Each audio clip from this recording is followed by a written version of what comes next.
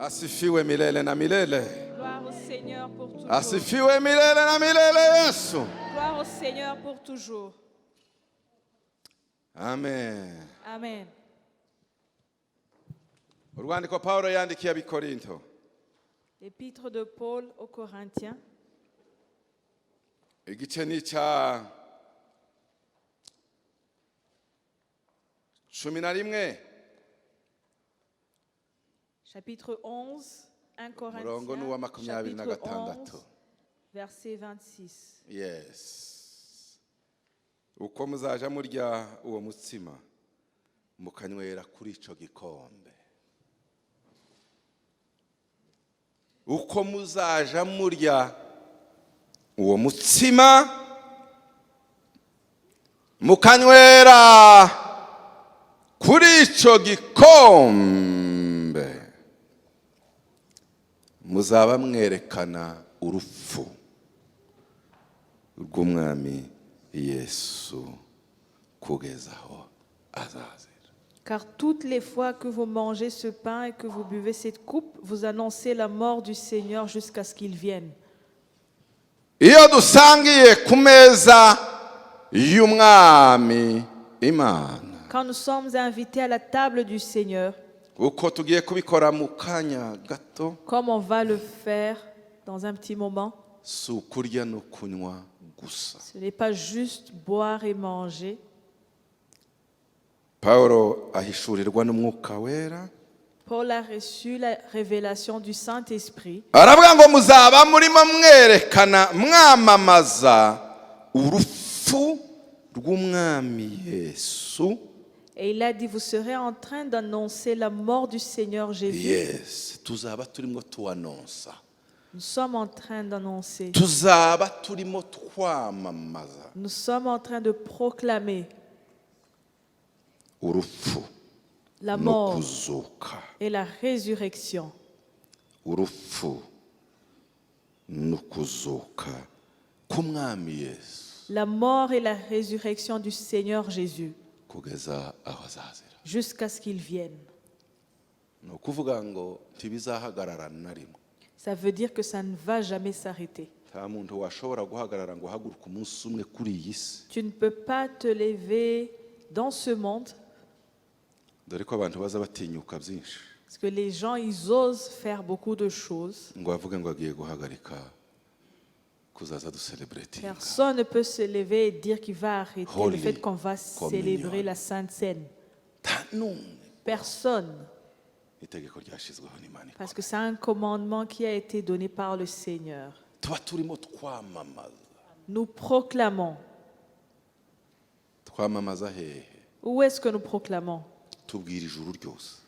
Nous proclamons au ciel Tubwira isi yose. et à la terre Tubwira n'abami n'ubwami bwa Satani. et même le royaume des ténèbres Ko Yesu yarangije byose. que Jésus a tout accompli. Hari igihe tuvuga ngo Des fois on dit twamamaza gupfa no kuzuka kwa Yesu, nous annonçons la mort et la résurrection de Jésus, ariko ubwo butumwa buba buzingiyemo ibintu byinshi. mais ce message inclut beaucoup de choses.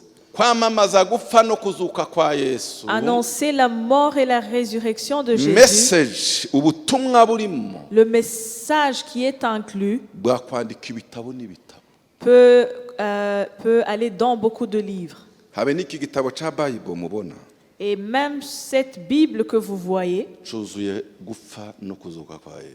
est remplie de la mort et de la résurrection. Paulo arandika aravuga ngo uyu mwami Yesu ataja kuzuka, Et Paul a dit, si Jésus n'était pas iyaba ressuscité, twabwirizaga kumva igipfundikiye, si son tombeau était toujours fermé, ubutumwa bwacu bwose bwari nil. notre évangile serait vain. Nta kintu na kimwe, nta meaning, nta Il n'y aurait sense, pas de sens, nta gisobanuro baba il n'y aurait bafite. pas de signification. Gituma tugira ubutumwa bukomeye tubwira isi, La raison pour laquelle notre N'ijuru évangile est rikazakira, puissante et reçue n'ikuzimu par la bagatinya, terre et le nuko ciel dufite et umwami même wazutse. en dessous, dufite parce que umwami Jésus est ressuscité. wazutse. Christianisme si idini ryo kuvuga ngo ndi mu idini Le christianisme, ce n'est pas une religion. ni ubuzima twahawe C'est une n'uwanesheje vie urupfu qu'on a reçue akazuka par akabaho. celui qui a vaincu la mort et qui est ressuscité. niryo tandukaniro ry'ibindi byose. C'est ça la différence. twamamaza iki? Qu'est-ce qu'on annonce?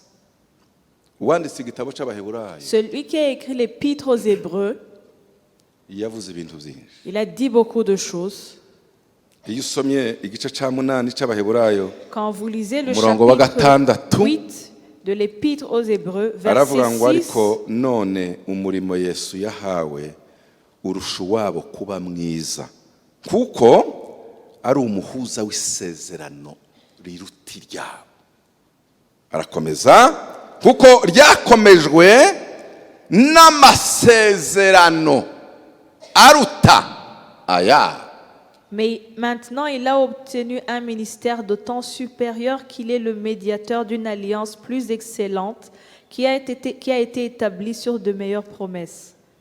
Message ya mbere tuza twamamaza Le premier message qu'on annonce iyo dusangiye ku meza y'Imana quand nous participons à la Sainte Seine, tubwira ijuru tukabwira isi nous disons au tukanabwira ciel cyane et nous n'ubwami disons au bw'umwijima monde et au royaume des ténèbres tukababwira ko dufite isezerano riruta que amasezerano nous yose. avons une promesse qui est au-delà de toutes les promesses. Iyo buriya tuzamuye igikombe Quand n'umugati nous turimo élevons la gusanga coupe et le pain qu'on partage, umuririmbyi araririmba aravuga ngo Le ngo chant amasezerano traduit yose yakomejwe n'amaraso que yande. toutes les promesses Yeah. ont été affermies par le sang de Jésus. Isezerano rikomeye La plus grande promesse rishingiye kuri mwami Yesu azutse est basée sur Jésus qui est ressuscité. nuko yadusingirije isezerano riruta andi masezerano. C'est qu'il nous a donné une promesse qui est au-delà de toute promesse. Mwanditsi w'abaheburayo Et celui qui a écrit l'épître aux Hébreux, yakomparaga isezerano rya kera n'isezerano rishya. il comparait l'ancienne et la nouvelle alliance. Aravuga ngo iyo duhuye twese nk'uku Il disait quand on est tous ensemble comme ça, tuba turimo twamamaza twizihiza isezerano riruta andi nous masezerano. célébrons la promesse qui est au-delà de toutes les autres promesses. Dore ubutumwa buri muri iri sezerano rishya. Et voici le message qui est dans cette nouvelle alliance. Isezerano rya mbere ryageze rivuga ngo nimukore ibi ngibi mukiranuka. L'ancienne alliance donnait des lois pour être juste. Isezerano ryacu ntiriza rivuga ngo nimukore ibi Mais notre mukiranuka. alliance ne dit pas faites ceci pour être juste. Yesu yaravuze ngo nakoze byose nimugendere Jésus muri a uko dit gukiranuka. j'ai tout accompli. Andi masezerano aravuga ngo itegeko rya mbere igira iki? L'autre alliance kugira ngo mbare disait gukiranuka. suivez ce commandement et ngo bimare celui-ci et celui-ci. birabananira. Et ils n'ont pas pu. Umwami Yesu araza Et quand yikorera Jésus byose est venu, il a tout porté. yakira gukiranirwa kose. Il a pris toutes nos Umwanditsi iniquités. w'abaroma ariwe Pawulo aravuga ngo aduhindukira Et gukiranuka guturutse ku Paul a Mana. écrit dans Romains qu'il est devenu notre justice. maze aratubwira ngo nimugendere muri uko gukiranuka. Et il nous a dit marchez dans la justice. Nimugendere muri iyo ntsinzi. Marchez dans la victoire. Ntabwo tukirwana ngo dutsinde tugendera mu On ne ntsinzi. se bat pas pour vaincre, on marche dans la victoire. Umuntu utaselebrating ibyo ngibyo Si yamera vous ne pouvez pas célébrer ceci. ageze ku musaraba Ça va un ngo problème. zose birarangiye. Et à la croix, il a dit tout est accompli. Bibiliya iravuga ngo ahemura bose ku mugaragaro ngo Et la abarafite Bible ubushobozi dit il a n'ububasha publié tous à la croix. ngo abivuga hejuru kubw'umusaraba. Abivuga hejuru kubw'umusaraba. Il s'est vanté au-dessus d'eux Hari à la intsinzi croix. nyinshi duselebratinga muri iyi si Il y a kandi nazo ni plusieurs ngombwa. victoires qu'on célèbre dans ce monde. Itariki runaka, Tel jour, itariki runaka, Telle date. itariki runaka, telle date. ariko hari itariki imwe yamenyekanye mu mateka Mais il y a y'ijuru n'isi une date qui a été itazihinduka. reconnue au ciel et dans le monde. n'intsinzi ya Yesu. C'est le jour où Jésus a Iyo vaincu. dusangiye ku meza Et quand nous partageons à la table du Seigneur, tubwira satani ngo nous disons nyamaza au diable, tukitureba ko turi abanyantegenke twe turashobozwa nous ne n'uwadutsinze. sommes plus faibles, nous sommes forts par celui qui nous donne la force. abaza bishimira iyo ntsinzi bavuge ngo amen. Si vous vous réjouissez de cette victoire, abaza bishimira iyo dites ntsinzi bavuge ngo amen. mwongere cyane amen. Amen. naho abanyabuntu baza bagirira ikibazo C'est là où les gens qui prêchent la grâce ngo ont un Yesu problème. atupeye yarangije Jésus byose. a tout payé, il a tout accompli. Ça c'est la vérité. C'est une vérité. ariko virigire Mais il y a une virgule. ntabwo yatubwiye rero ngo amaze kudutsindira Il ne tugende nous a mu pas gutsindwa. dit, après qu'il est vaincu, que nous on Baratubwira va rero être ngo nimuhagarare, vaincu. Il nous a dit, mugendere muri iyo ntsinzi, tenez-vous mumere et nkanjye. marchez dans cette victoire et soyez comme moi. icya kabiri, Et deuxième chose, turacyari kumwe muvuge ngo amen. dites Amen. mwongere cyane haleluya. Amen. intsinzi ya yesu La victoire de Jésus. niyo mu masezerano yaduhaye arasinya, natwe turasinya, aratubwira ngo Dans les promesses ntacyo qu'il nous a mbasaba, données, j'ai il tout ne nous payé. demande rien, il a tout payé. zose zararangiye Il a tout accompli kuko mwari mwarananiwe, parce que vous n'étiez pas capable. ariko naje kubashoboza. Je suis venu vous fortifier. iyo uzaza uja ku ifunguro ryera rero uzushima gusa, ni Alors quand vous prenez la celebration. Sainte Seine, rendez grâce seulement. icya kabiri, La deuxième chose, iyo usomye igice cya 9 umurongo wa 8, quand vous lisez le chapitre 9, verset 8, haravuga, usomye nari gutangira ku murongo wa 6 na 4, ariko ndagira ngo uvuge umurongo wa 8 ngo nuko rero ica umwuka wera tumenyesha nuko inzira ijya hera cyane yari itarerekanwa ihema rya mbere rikiriho. Hébreux 9, verset 8, le Saint-Esprit montrait par là que le chemin du lieu très saint n'était pas encore ouvert tant que le premier tabernacle subsistait.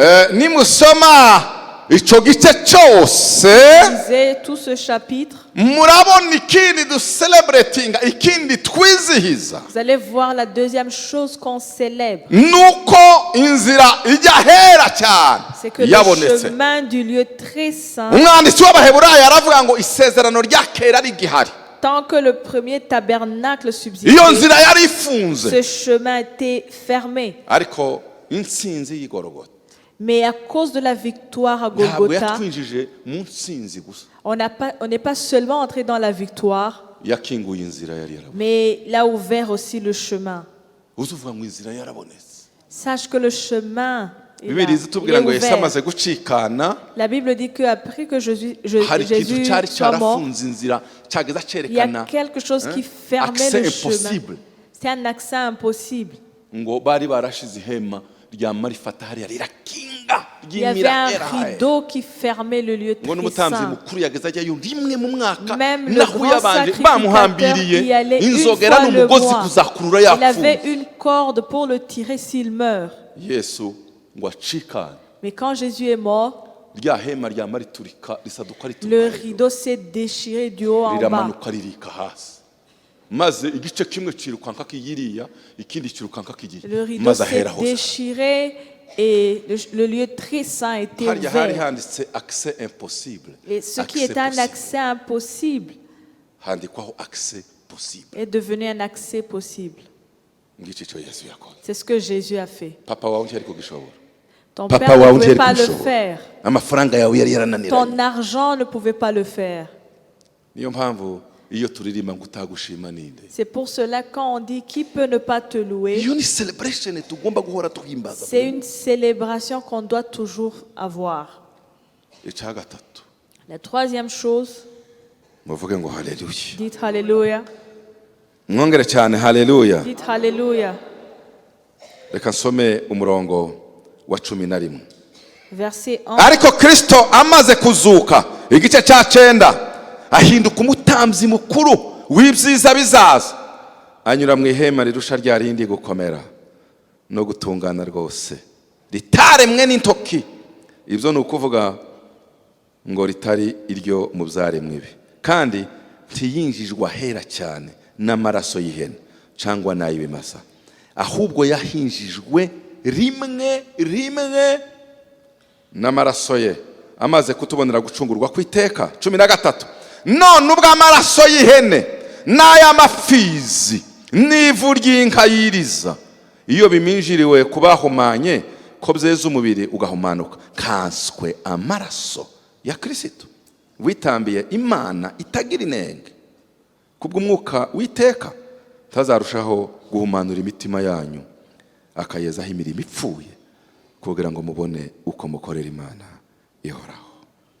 hari ibintu bibiri hano umwanditsi yavuze. Il y a deux choses que celui qui a écrit isezerano cet épître a ry'insinzi, dit. 2 kuboneka kw'inzira, 3 inzira yakinguwe burundu. Le chemin a été ouvert une fois pour toutes. Ntabwo ririya hema rizongera kudotwa. Il n'y aura plus ce rideau. Ni ukuvuga generation to generation. De génération en génération. Kuva mu kizazi ujya mu kindi kizazi. De génération en génération. Ngo Yesu yamaze gukingura rimwe burundu. Jésus a ouvert une fois pour toutes. Ikindi cya kane. Et la quatrième chose, ngo adukuraho umutima wiciraho urubanza. et il a enlevé le cœur qui nous condamne. Bavandimwe mbabwire warwana n'ikintu kikwirukaho ugahunga ariko Vous kikwirukamo. pouvez courir si quelque chose vous poursuit, mais Iyo si c'est en umutima vous, waguciriye urubanza si votre cœur vous uzukubuza amahoro accuse, waryama ukaryamana nawe vous ne pouvez pas bien dormir. waza we buri Tout ce iki que vous Imana faites. yadukishije ni ukuduha conscience iri tranquille Dieu nous a donné une conscience pure. ku buryo tugenda ukumva uri free ariko iyo Quand nous ubashwe na marchons, nous conscience sentons yawe, libres, car notre biruta prison yo mu conscience, isi yose uko yamera. Imana yadukuye muri prison y'umutima. Dieu nous a tirés de la prison du cœur. Icanyuma soza Et la dernière chose, ni igice cyacu umurongo wa 12 ibyo twizihiza twibuka nuko bene data chapitre 10, ubwo verset dufite ubushizi 12. bw'ubwoba bwo kwinjira hera cyane n'amaraso ya Yesu tunyuze mu nzira yaduciriye sha kandi y'ubugingo inyura mu mwenda ukinze ari wo mubiri we, kandi ubwo dufite umutambyi ukomeye utwara inzu y'Imana, twegere dufite imitima y'ukuri twizera rwose tudashidikanya, imitima yacu imijagiriweho gukurwaho kwimenyaho ibibi n'imibiri yacu yuhagijwe amazi meza. Twegere tudatinya. Approchons-nous avec un cœur sincère. Ibyo byose iyo turimo twizihiza ifunguro ryera Et quand nous célébrons la Sainte Seine, n'urwibutso rutwibutsa ibyo byose. c'est une mémoire pour toutes ces choses. C'est une commémoration de toutes ces choses. Umutambyi mukuru iyo yajaga kwinjira hera, Quand le grand sacrificateur allait entrer dans le lieu jewe très saint, ntekereza ko yagendaga yakoze testament, je pense qu'il partait après avoir fait son testament. yageze agenda yaraze akabwira Il faisait umudamu son n'abana testament et il disait à sa femme et ses enfants, akababwira ngo sinzi ko bishoboka ko ngaruka je peux ne pas mpushije buke revenir ngahusha buke. si je fais une petite faute. None se mbabaza uwo kwinjira hera umugozi uhambiriye kuko ntaba ari kujyayo yapfuye ngo niwamara bakurura intumbi Il wewe avait ukumva ari aho une hantu hariho corde pour le tirer au cas où il mourrait là-bas. ariko ubu turinjira gusa. Mais maintenant, on entre. Muzamushimira Imana. Remerciez le Seigneur. Ngizi ibyo iyo Pawulo yanditse aravuga ngo tuba twamamaza gupfa no kuzuka. C'est de ça que Paul parlait quand il disait que nous Reka annonçons la mbabwire iki mort kintu du Christ. usoza ico turi cyo Ce que nous sommes nico tuzaba cyo et ce que nous serons n'abacu bazaba et ce que les nôtres seront, ni Yesu gusa. c'est Jésus seulement. Yesu gusa. C'est Jésus seulement. Twebwe bakuyemo Yesu Si on enlève Jésus de nous, ubu uri ubusa tu es rien. ngo umugabo wo gushima. Alors tu dois le louer. Nuzaza unagenda mu muhanda Et même quand tu marches dans la route, uzuvuga ngo Yesu we I love you. dis à Jésus, je t'aime. Uzuvuga ngo Yesu we Dis, Jésus, je t'aime. Yesu ni byose. Jésus est tout. Kijito cha utakaso Nizame kuoshwa humo na msifu Bwana, kwa hiyo nimepata utakaso. kijito Cha utakaso nizame kuoshwa humo na msifu Bwana, kwa hiyo nimepata utakaso. Reka abadiyakoni batambuke n'abashumba. namwe mwese muhaguruke. Nous allons Bibiliya nous mettre iravuga ngo debout. La Bible dit, ijoro bari bufatemo Yesu la nuit où il fut livré, yenze umugate Jésus a pris le pain, arangije arawushimira, il a rendu grâce à Dieu, amaze kuwushimira et après avoir rendu grâce, arawumanyagura il a rempli le pain, awuha abigishwa be, il l'a donné à ses disciples. aravuga ngo Il a aravuga dit, ngo uyu ni umubiri wanje c'est mon corps, ma chair, washenjaguwe ku qui bwanyu. a été brisé pour vous.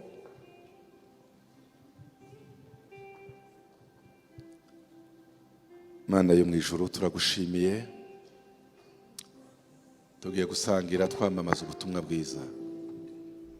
Ibyo wadukoreye birenze ibyo ababyeyi badukorera, imiryango yakora n'amafaranga yacu. Udutoze kubikora dushima mu izina rya Yesu, amen. Bibiliya iratubwira ngo hanyuma yenze n'igikombe, Et après, il a pris la coupe, arangije aragishimira, il a rendu grâce, aravuga ngo il a aya ni dit, amaraso y'isezerano rishya c'est le sang de la nouvelle alliance yamenetse kugira ngo ibyaha by'abari mu isi qui byose a été bibabarirwe. versé pour le pardon du péché.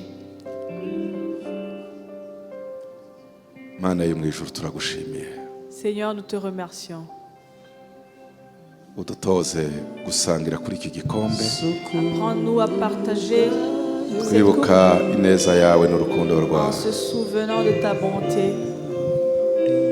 kandi dushima gukomera kwawe. et en te remerciant. Ntituzibagirwe n'umunsi n'umwe Qu'on n'oublie jamais imirimo y'igorogota. les œuvres de Golgotha. Urakoze mwami Yesu, Merci Seigneur. mu izina rya Yesu. Au nom de Jésus-Christ. Uyu mwanya bavandimwe, ntiwemerewe gusangira kuri aya meza. Hari icyo Bibiliya ivuga, Il y a ce que la Bible dit pour les ugomba gens kubanza qui vont kwisuzuma participer ukinira, à la Sainte Seine. Tu dois t'examiner ukumva ko ntacu umutima wawe ugushinja. et voir si le cœur ne t'accuse de rien. Niyo mpamvu mu gihe abaririmbyi bazabahe baririmba, C'est pour cela que pendant que les chantres seront en train de ugomba chanter, kubanza gusuzuma ubuzima tu bwawe. dois d'abord examiner ta vie. Amaraso ya Yesu ari aha ngaha, Le sang de Kugira ngo Jésus akweze. est là pour te purifier.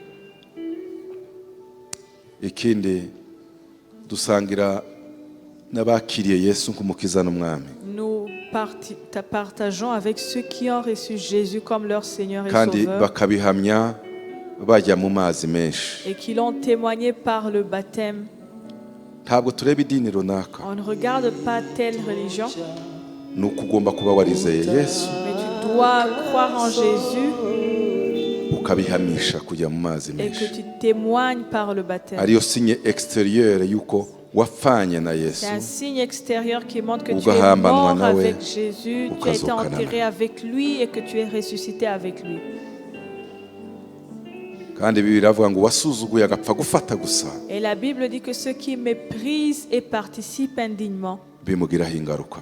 il y aura des conséquences. Ingaruka nziza ku babyubashe bakihana Il y a de bakagira nta bonnes mutima ubacira conséquences urubanza, pour ceux qui ingaruka participent ikomeye avec kandi un mbi cœur pur, mais bantu aussi de babikeresheje. mauvaises conséquences pour ceux qui méprisent le repas du Seigneur.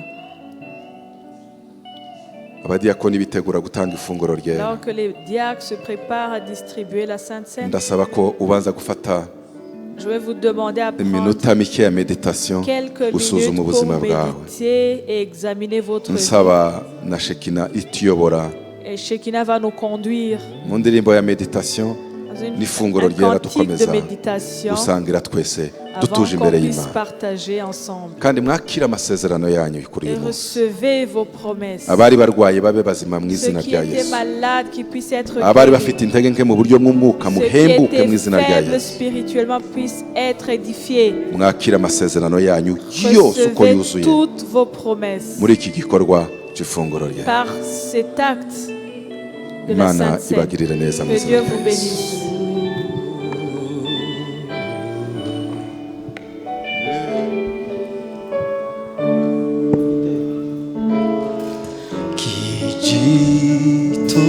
cha utakaso ni damu ya Yesu. Bwana ana uwezo kunipa wokovu. Kijito cha utakaso ni damu ya Yesu. Bwana ana uwezo kunipa wokovu. Kijito cha utakaso nizame kuoshwa na msifu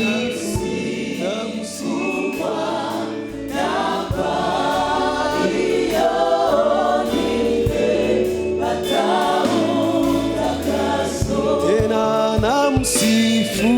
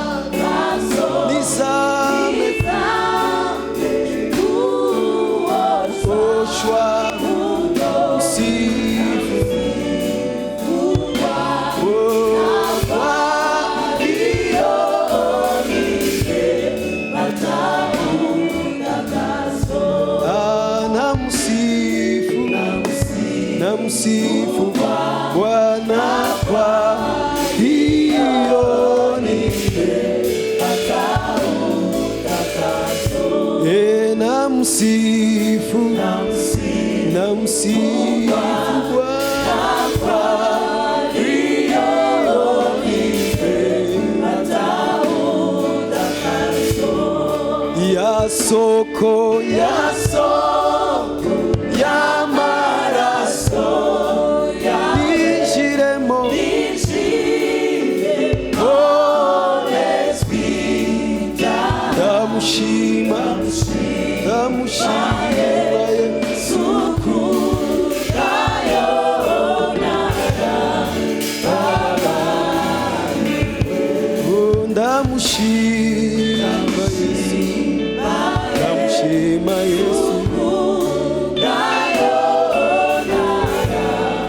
Baba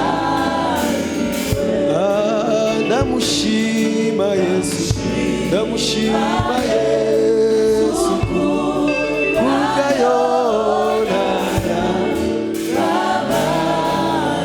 kandi ndamushima Yesu kugayonara Baba kandi ndamushima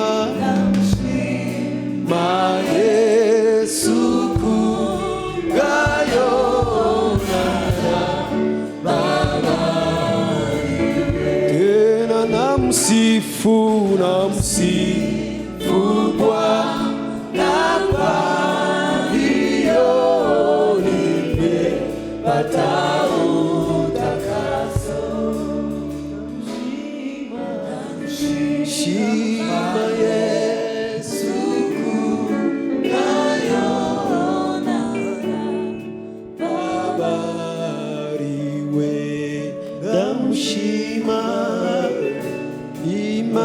Yesu kubwayona babariwe. Kijito cha utakaso kuoshwa ukombozi na msifu Bwana, kwa hiyo nimepata utakaso. Na msifu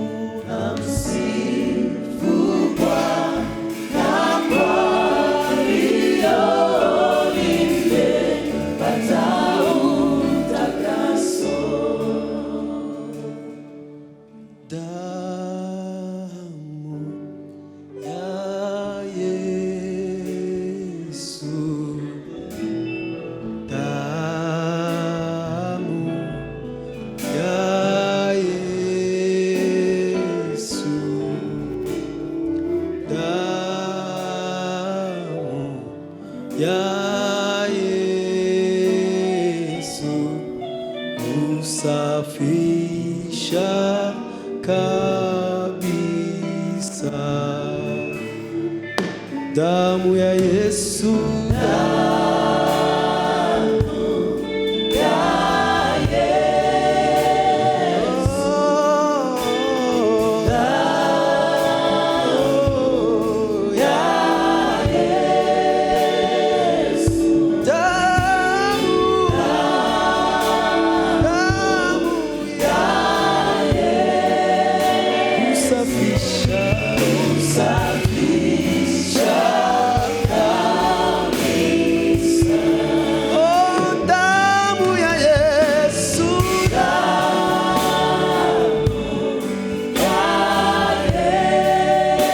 damu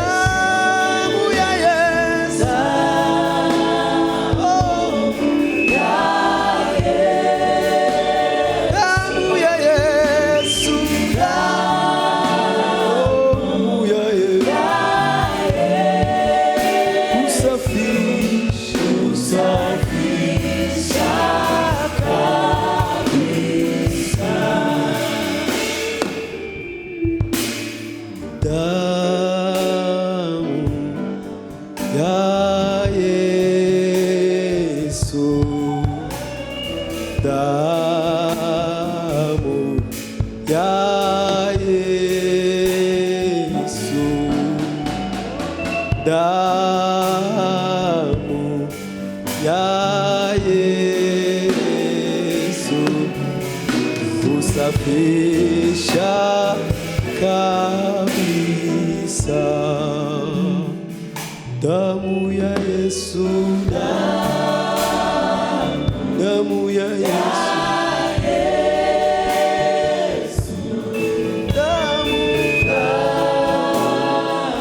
ya Yesu, damu ya Yesu,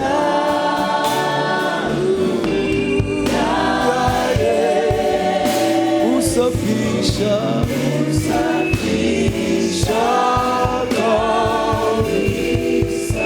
Tena damu ya Yesu,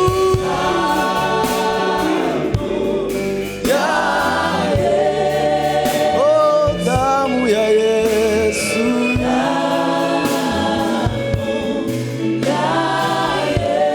kwa kweli damu ya Yesu, ya Yesu husafisha kabisa.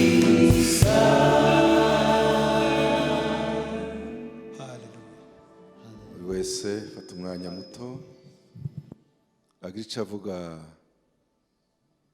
akurura uburenganzira bwe. Twakiriye Golgota. Uyu ni umwanya wo kwakira ibyo Imana yadusezeranije. Iyi ni kashe y'umwuzuro w'amasezerano, zose zuzurira mu maraso ya Yesu, haba mu mwuka haba mu bugingo haba no ku mubiri, amasezerano yacu yose, kurindwa kwa uko umeze n'icyo uzabaco ni mu maraso ya Yesu. Mana turagushimiye.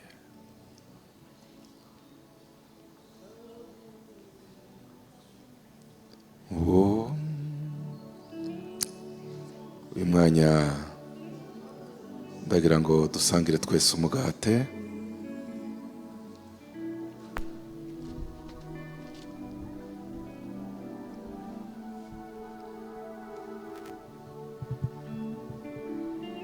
Dusangire igikombe.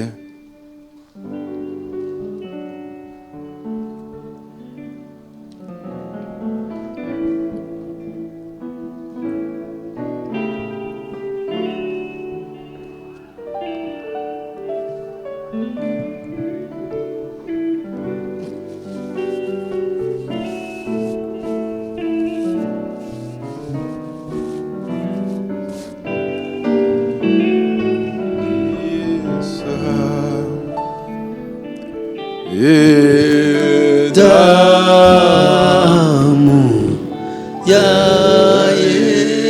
Yesu, damu ya Yesu, damu ya Yesu usafisha kabisa.